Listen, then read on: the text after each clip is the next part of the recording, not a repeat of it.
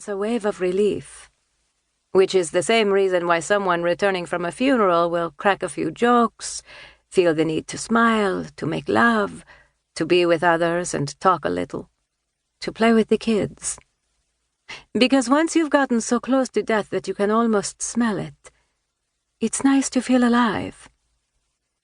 So that night, the people who had heard the sirens shriek by had left their houses and found themselves on the street with neighbors, friends, and others who were familiar, since in a town of less than 1,000 inhabitants, that's in winter, they all said, in summer the population is much greater. Everyone knows one another to some degree.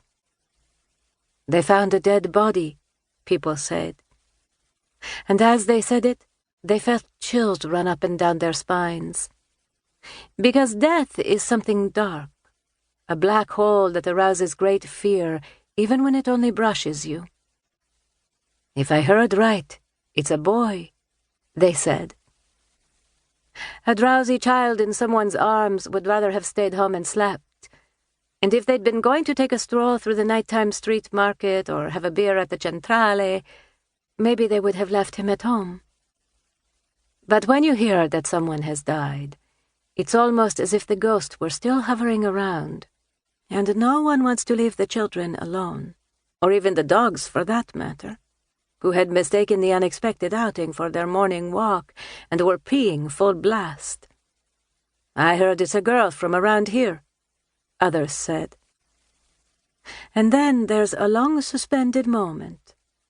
No sound, like a photograph. Enrico's profile outlined by the beam of his VW Beetle's round headlights. Maurizio and Betty entering the woods, approaching, being stopped by a policeman. My brother, sitting next to me, his jeans muddied with damp soil. When this long moment passes in which nothing seems to stir, like a snapshot left teetering on the brink of an abyss, a whole lot of things will happen. Terrible words will be spoken, because another person was killed not far from here, and soon other lives will be swallowed up by the secrets that this night will bring with it. Because you can't escape secrets. You think you can have secrets, that you can keep them, but in the end they possess you.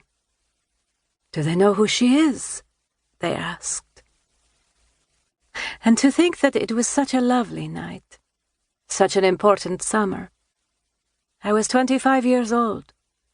I had recently graduated without ever attending a class, and in the fall I was to leave that house, that town, that life made up of things always decided by others, never by me. That evening I had been to a party with Enrico. A few years older than me, he worked in a prominent architectural studio in Rome.